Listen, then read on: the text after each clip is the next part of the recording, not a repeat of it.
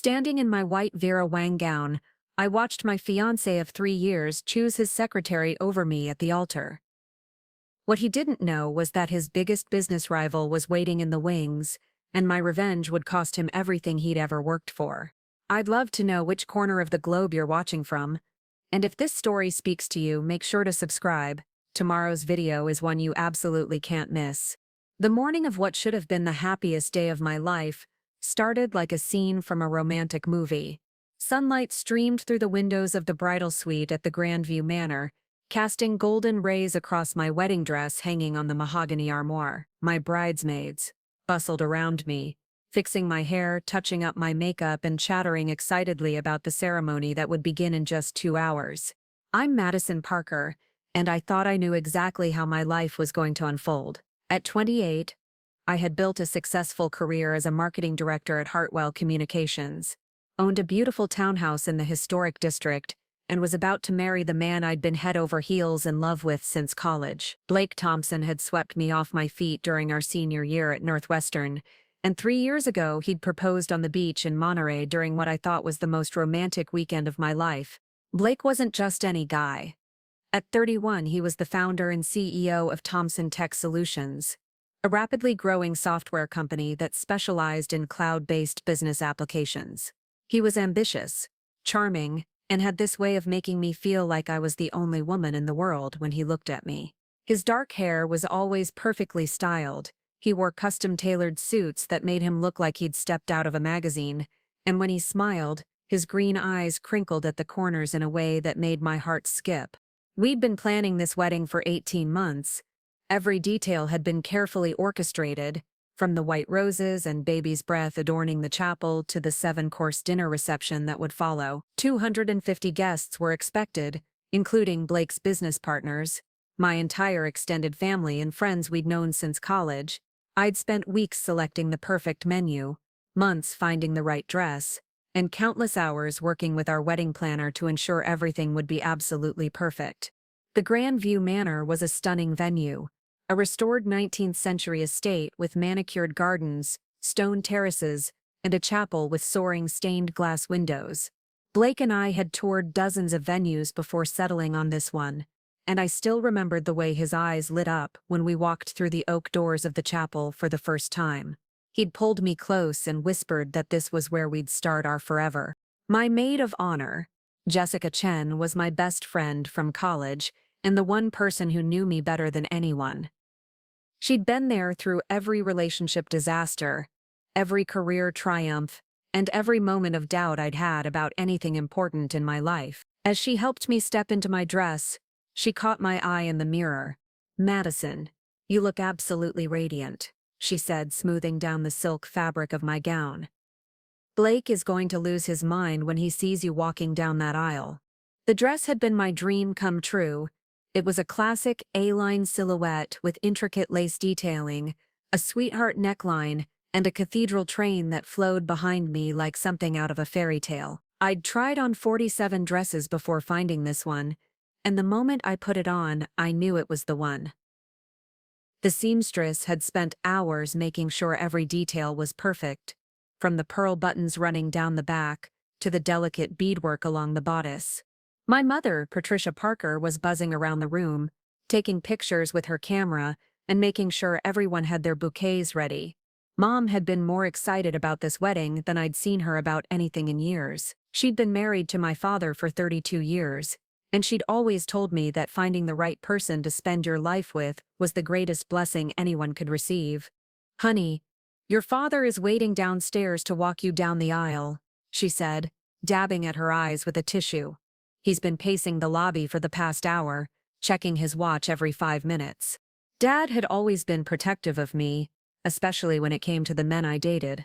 When I first brought Blake home to meet my parents 3 years ago, Dad had grilled him for 2 hours about his business, his intentions, and his plans for the future. By the end of the evening, though, Dad was laughing at Blake's jokes and talking about taking him fishing. Blake had that effect on people. He could charm anyone within minutes of meeting them. The bridesmaids were my sister Emma, Jessica, and 2 of my closest friends from work, Sarah and Michelle. Emma, who was 2 years younger than me, had been my built-in best friend growing up. She was a pediatric nurse at Children's Hospital, and she had this gentle, nurturing personality that made everyone around her feel comfortable and cared for. She'd been dating her boyfriend Daniel for 4 years, and I knew she was hoping Blake's proposal would inspire Daniel to pop the question soon. As we made our final preparations, I caught glimpses of the guests arriving through the window. Blake's parents, Robert and Catherine Thompson, had flown in from Seattle the day before. His father was a retired investment banker, and his mother had been a high school English teacher before becoming a full-time volunteer for various charitable organizations. They'd always been warm and welcoming to me, treating me like the daughter they'd never had. Blake's younger brother, Marcus, was serving as his best man. Marcus was 28, worked as a graphic designer, and had always been the more laid-back of the two Thompson boys. Where Blake was intense and driven, Marcus was creative and easygoing. He'd designed all of our wedding invitations and programs as his gift to us, and they were absolutely beautiful. Elegant script on cream-colored cardstock with gold foil accents. The groomsmen included Blake's business partner and co-founder of Thompson Tech Solutions, Ryan Mitchell, along with 3 of his college friends who'd remained close over the years. Ryan was someone I'd known almost as long as I'd known Blake. The 3 of them had been roommates junior year, and Ryan had been there the night Blake and I first met at a campus party. He was tall and lanky with sandy brown hair and an easy smile, and he'd always been like a brother to me. At 11:30, 30 minutes before the ceremony was scheduled to begin, Jessica helped me put on my grandmother's pearl necklace. My something old, my something new was the dress. My something borrowed was Jessica's diamond bracelet, and my something blue was a tiny blue ribbon sewn into the inside of my dress by the seamstress. "Are you ready for this?" Jessica asked, squeezing my hands as we stood in front of the full-length mirror. I looked at my reflection, the girl who was about to become Mrs. Blake Thompson. My long auburn hair was swept up in an elegant updo with small white roses woven throughout. My makeup was flawless, subtle enough to look natural but polished enough for photographs. The dress fit like it had been made specifically for my body, which in a way it had been. "I've never been more ready for anything in my life," I said, and I meant it. Blake and I had talked about our future countless times. We wanted to travel together, see the world, build his business into something major. We'd discussed having children in a few years. 2 or 3 kids. Maybe a house in the suburbs with a big backyard and a golden retriever. We'd even picked out names. Charlotte for a girl, William for a boy. Everything felt perfectly planned and perfectly right.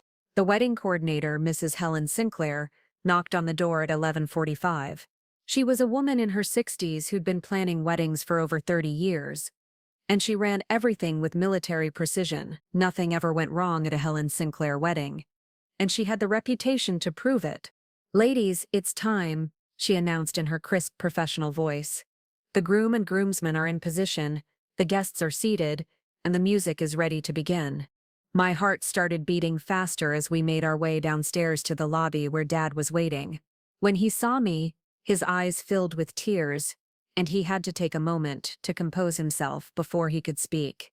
"Madison, sweetheart, you look absolutely beautiful," he said, his voice thick with emotion. "I'm so proud of the woman you've become, and I couldn't be happier about the man you've chosen to spend your life with." Dad was wearing his best navy suit with a white rose boutonniere that matched the ones the groomsmen were wearing. At 58, he was still handsome in that distinguished salt and pepper way that made Mom's friends comment about how lucky she was. He'd been a steady, reliable presence in my life, always there with advice when I needed it, and support when things got tough. The processional music began. Pachelbel's Canon in D, played by the string quartet we'd hired for the ceremony. Through the closed chapel doors, I could hear the rustle of 250 people standing up in unison. This was it. This was the moment I'd been dreaming about since I was a little girl playing dress-up in my mother's closet. Mrs. Sinclair lined us up in order. Emma would go first, then Sarah, then Michelle, then Jessica as maid of honor. I would follow with Dad, walking down the aisle to meet Blake and begin our new life together as husband and wife. The doors opened, and I caught my first glimpse of the chapel filled with everyone we loved most in the world. The decorations were even more beautiful than I'd imagined. White roses and baby's breath lined the aisle, tied with ivory satin ribbons. Candles flickered in tall glass holders, casting a warm, romantic glow throughout the chapel. The stained glass windows threw patterns of colored light across the stone floor, and the altar was framed with an arch of white flowers that looked like something out of a dream. Emma started down the aisle first, walking slowly and gracefully in her dusty rose bridesmaid dress. The dresses had been another major decision. We'd gone through dozens of options before settling on a classic style in a soft, romantic color that complemented everyone's skin tone. Each bridesmaid carried a smaller version of my bouquet, white roses mixed with dusty miller and tied with ivory ribbon. As Sarah and Michelle made their way down the aisle, I tried to catch a glimpse of Blake waiting at the altar. But the angle wasn't quite right. I could see Marcus standing there in his black tuxedo, looking handsome and proud, and I could see the officiant, Pastor Williams from the church where Blake's family had been members for years, holding his Bible and smiling warmly at the approaching wedding party. Finally, it was Jessica's turn. She looked absolutely stunning in her dress, her black hair swept to one side and her makeup perfectly applied. As my maid of honor, she carried a slightly larger bouquet than the other bridesmaids, and she moved down the aisle with the confidence and grace that had made her successful in her career as a corporate lawyer. Then the music changed to the bridal march, and it was my turn. The doors opened wider, and Dad offered me his arm with a smile that was both proud and a little bit sad. I knew he was thinking about the little girl who used to climb into his lap to read bedtime stories, and now that little girl was all grown up and about to start a family of her own. "Ready, sweetheart?" he whispered. I took a deep breath, smiled, and nodded. Ready. A lot of love and effort went into bringing this story to life. If you're enjoying it, we'd be so grateful if you'd subscribe to our channel. Now back to where we left off. We stepped into the chapel, and every single person turned to look at me. The afternoon sunlight streaming through the stained glass windows created an almost ethereal atmosphere, and I felt like I was floating rather than walking. This was my moment, the culmination of months of planning and years of dreaming. But as we made our way down the aisle, something felt wrong. I couldn't put my finger on it at first, but there was a tension in the air that hadn't been there during the rehearsal the night before. Some of the guests were whispering to each other instead of smiling at me, and there was an undercurrent of discomfort that seemed to ripple through the chapel. About halfway down the aisle, I finally looked toward the altar to see Blake waiting for me, and that's when my perfect wedding day began to crumble. Blake was standing at the altar, but he wasn't looking at me with the love and adoration I'd expected to see in his eyes. Instead, he was looking down at his feet, his jaw clenched and his hands fidgeting with his cufflinks. Marcus was standing beside him, but instead of the joyful expression he'd worn during the rehearsal, he looked uncomfortable and kept glancing between Blake and someone in the front row. I followed his gaze and saw her. Vivian Walsh, Blake's executive assistant, was sitting in the second row wearing a navy dress that was entirely too formal and attention-grabbing for a wedding guest. But it wasn't just her presence that caught my attention. It was the way she was looking at Blake, and more importantly, the way he kept stealing glances at her instead of watching me walk down the aisle toward him. Vivian had been working for Blake for about 18 months, hired shortly after his previous assistant left to have a baby. She was 26, blonde, and had the kind of polished, professional appearance that made her perfect for representing Blake's company at business functions. I'd met her dozens of times at office parties and company events, and she'd always been friendly and professional. Blake had mentioned her frequently, praising her organizational skills and her ability to handle complicated scheduling and client relations. But now, seeing the way they were looking at each other across a chapel full of wedding guests, I realized that their relationship had evolved far beyond professional courtesy. Dad must have sensed my hesitation because he squeezed my arm gently and whispered, "Everything okay, sweetheart?" I forced myself to keep walking, to keep smiling, to maintain the facade that everything was perfect and exactly as it should be. But my heart was racing, and not in the excited, joyful way it should have been racing on my wedding day. This was the racing of panic, of realization, of a world that was about to fall apart. When we finally reached the altar, Dad kissed my cheek and placed my hand in Blake's, just as we'd rehearsed the night before. But Blake's hand was cold and clammy, and when he looked at me, I saw something in his eyes that I'd never seen before. Guilt. Pastor Williams began the ceremony with the traditional opening words about the sanctity of marriage and the commitment we were about to make to each other. His voice seemed to echo strangely in the chapel, and I found myself having trouble focusing on his words. Instead, I kept thinking about the look that had passed between Blake and Vivian, and the sinking feeling in my stomach that told me this wasn't going to end the way I'd planned. The ceremony proceeded through the traditional elements, the reading from Corinthians about love being patient and kind, the exchange of vows we'd written ourselves, the blessing of the rings, but with each passing moment, Blake seemed to become more distant, more uncomfortable, more like a man who was trapped rather than a man who was choosing to commit his life to the woman he loved. When Pastor Williams reached the part about objections, if anyone has any reason why these two should not be wed, speak now or forever hold your peace, there was a moment of silence that seemed to stretch on forever. In that silence, I watched Blake's eyes drift once again to Vivian in the second row, and I saw her give him an almost imperceptible nod. That's when I knew. That's when I understood that the man I'd loved for 3 years, the man I'd planned to spend the rest of my life with, the man who was supposed to be promising to love and honor me above all others, had already chosen someone else. Pastor Williams continued with the vows, but I could barely hear his words over the sound of my own heartbeat. When he asked Blake to repeat his vows, there was a long pause that seemed to stretch into eternity. The chapel was so quiet you could hear a pin drop, and I watched as Blake's face went pale. "Blake?" Pastor Williams prompted gently. Blake looked at me, then at Vivian, then back at me. His mouth opened and closed several times, but no words came out.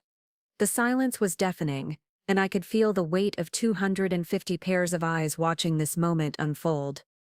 Blake started, his voice barely above a whisper. "I can't do this." The words hit me like a physical blow. Gasps rippled through the chapel, and I heard my mother's sharp intake of breath from the front row. But Blake wasn't done.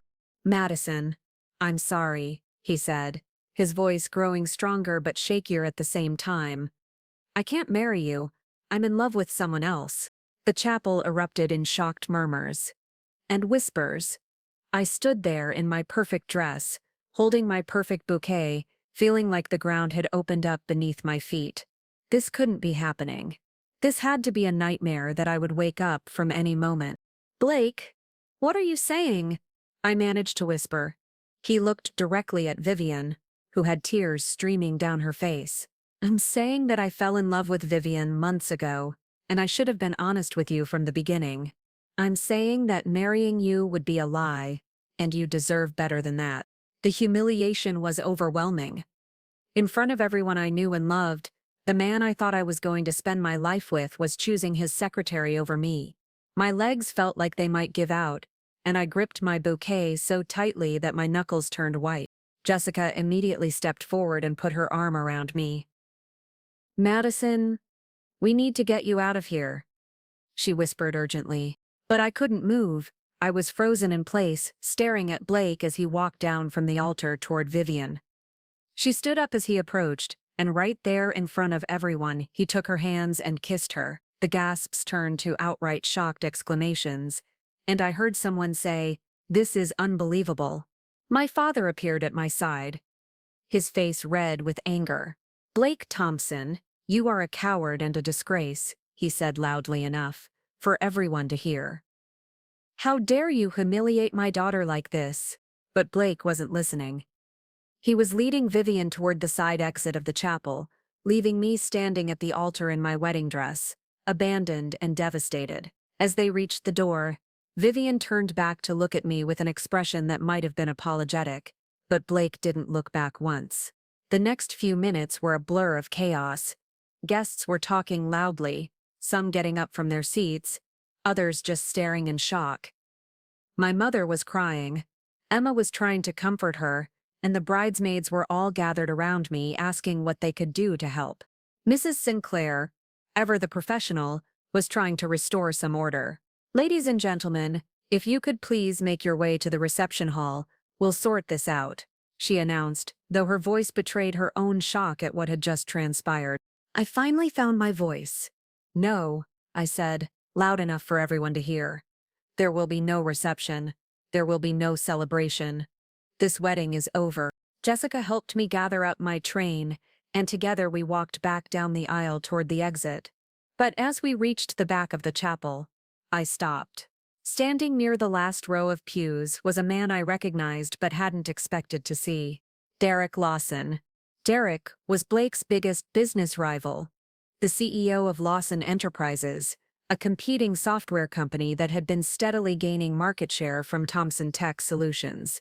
He was 33, tall and broad-shouldered with dark hair and piercing blue eyes. I'd met him at several industry events over the years, and Blake had always spoken about him with a mixture of respect and frustration. "Madison," Derek said, stepping forward. "I'm sorry you had to go through that." I stared at him, confused. "What are you doing here?" "Your cousin Rachel works for my company," he explained. "She invited me as her plus one." I had no idea what was going to happen. Rachel was my cousin on my mother's side, and she worked in Derek's marketing department. I'd forgotten she was bringing a date to the wedding, but I never would have guessed it would be Derek Lawson. "I should go," I said, feeling overwhelmed and exhausted. "Wait," Derek said, his voice gentle but firm. "I know this is probably the last thing you want to hear right now, but Blake Thompson is an idiot. What he just did to you was cruel and inexcusable, and you deserve so much better." There was something in his voice, a sincerity that cut through the chaos of the moment. I looked at him more closely, really seeing him for the first time. He was wearing a perfectly tailored charcoal gray suit, and his expression was one of genuine concern and compassion. "Thank you," I said quietly. "If you ever need anything," he continued, "someone to talk to or help with anything, please don't hesitate to call me." He handed me his business card. "I mean that." Before I could respond, Jessica was pulling me toward the exit. "Madison, we really need to get you out of here," she said urgently. The next few hours were a whirlwind of activity. Back at the bridal suite, I changed out of my wedding dress with Jessica's help, my hands shaking so badly I could barely manage the buttons. My mother and Emma arrived shortly after, both of them furious and heartbroken on my behalf. "I can't believe he did this to you," Emma said, her voice thick with emotion. "In front of everyone. How could he be so cruel?" My mother was more practical. "We need to cancel the reception, return the gifts, and figure out what to do about the honeymoon reservations," she said, making a list on her phone. But I wasn't thinking about logistics.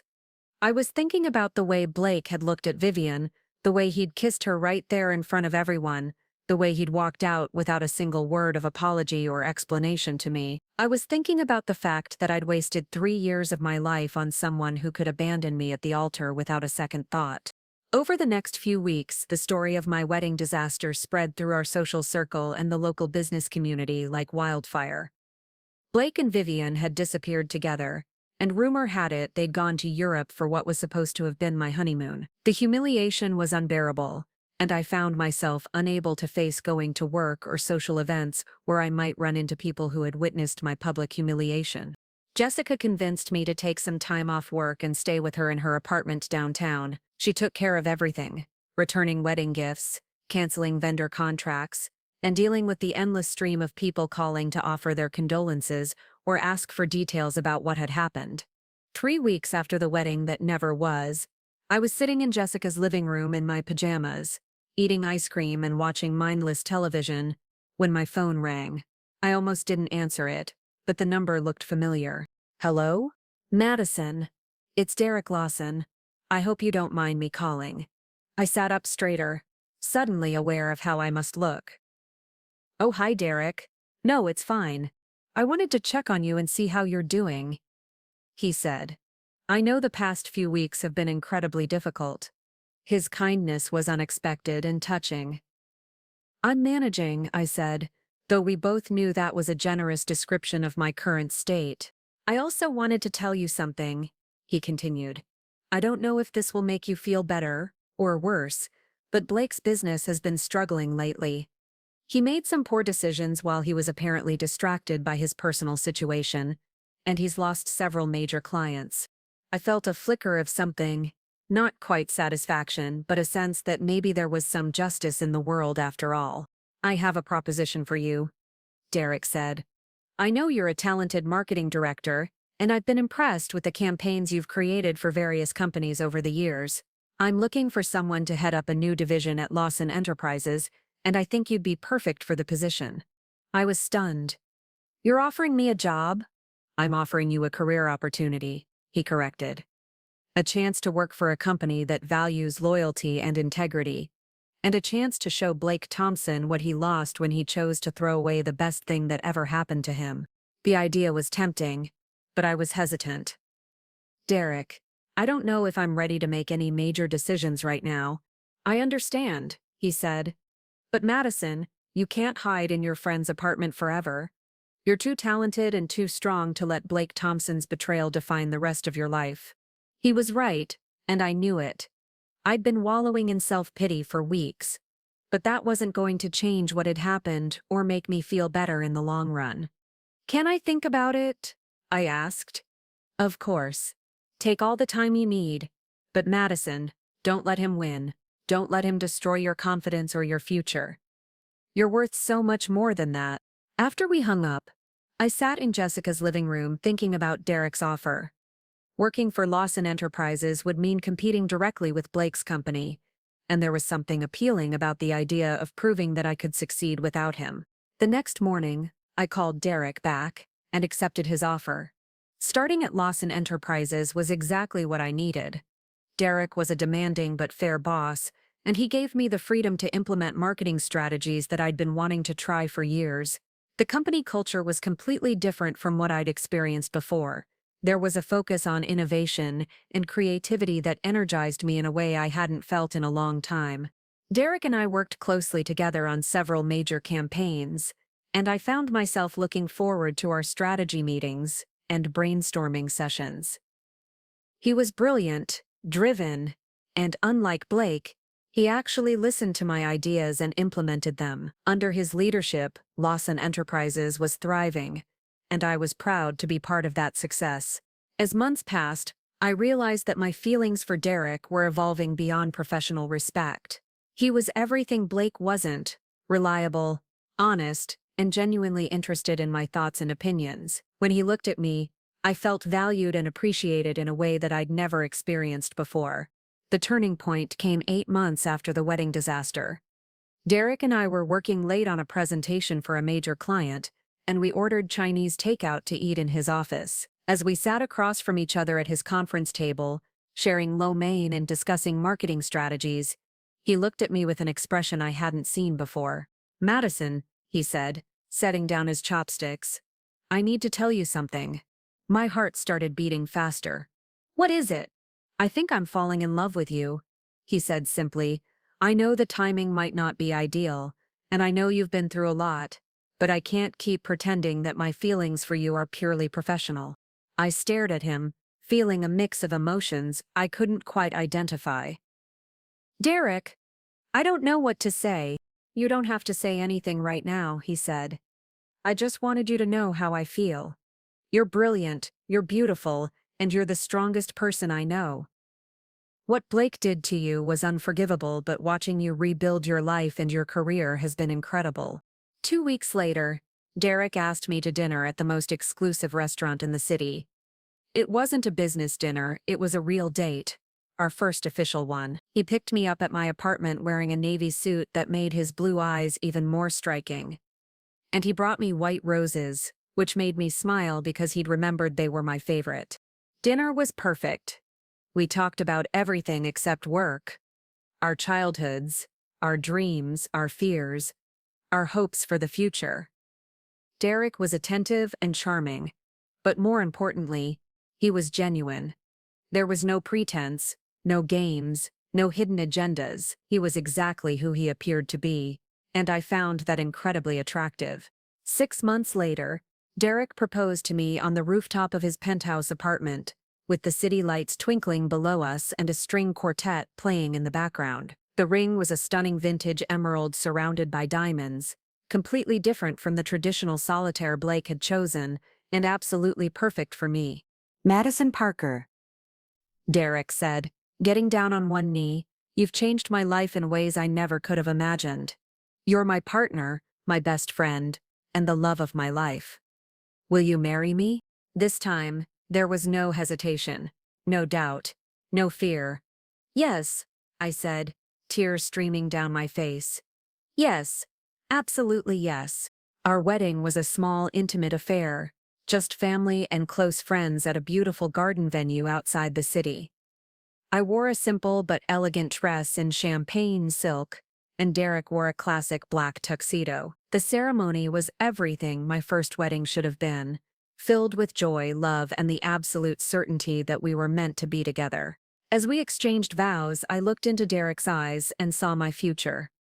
Not the carefully planned future I'd imagined with Blake, but something even better, a life built on mutual respect, genuine love, and the kind of partnership that could weather any storm. The reception was magical. We danced to "At Last" by Etta James, and Derek whispered in my ear that he'd been waiting his whole life for me. My father, who had been devastated by Blake's betrayal, told me that Derek was the son-in-law he'd always hoped for. And my mother cried happy tears as she watched us cut the cake. But the real validation came 6 months after our wedding, when news broke that Thomson Tech Solutions was filing for bankruptcy. Blake's poor business decisions, combined with the loss of several major clients who had been disgusted by his behavior at our wedding, had finally caught up with him. Vivian had left him 3 months earlier, apparently deciding that a man who could abandon his fiancée at the altar might not be the most reliable partner after all. I heard through mutual friends that Blake had tried to contact me several times, but I'd blocked his number and had no interest in speaking to him. I'd moved on with my life, and I was happier than I'd ever been. Derek and I were building something beautiful together. Both personally and professionally, Lawson Enterprises was thriving, and we'd just announced our expansion into international markets. We'd bought a house in the suburbs with a big backyard, and we were talking about starting a family. One evening, as Derek and I sat on our back porch watching the sunset, he took my hand and smiled at me. "Do you ever think about what would have happened if Blake hadn't left you at the altar?" he asked. I considered the question seriously. "I used to," I said. "But now I'm grateful it happened. If he hadn't chosen Vivian over me, I never would have found you. I never would have discovered what real love actually feels like." Derek kissed my hand. "Blake Thompson gave me the greatest gift of my life when he walked away from you," he said. "His loss became my gain, and I'll never stop being grateful for that." As the stars began to appear in the darkening sky, I reflected on the journey that had brought me to this moment. The humiliation and heartbreak I'd experienced at that altar had seemed like the end of the world at the time, but it had actually been the beginning of something far better than I could have ever imagined. Blake had chosen his secretary over me, but in doing so, he'd set me free to find the man who would choose me every single day for the rest of our lives. The man who had lost everything because of his betrayal, while I had gained everything because of his cowardice. Sometimes the worst thing that happens to you turns out to be the best thing that ever happened to you. And sometimes, the person who breaks your heart is actually doing you the biggest favor of your life. Looking for more? We've got 2 amazing stories ready for you right on screen. If this one touched you, these are absolutely worth your time. Click to watch them now. And hey, subscribe and hit that bell to never miss our latest uploads.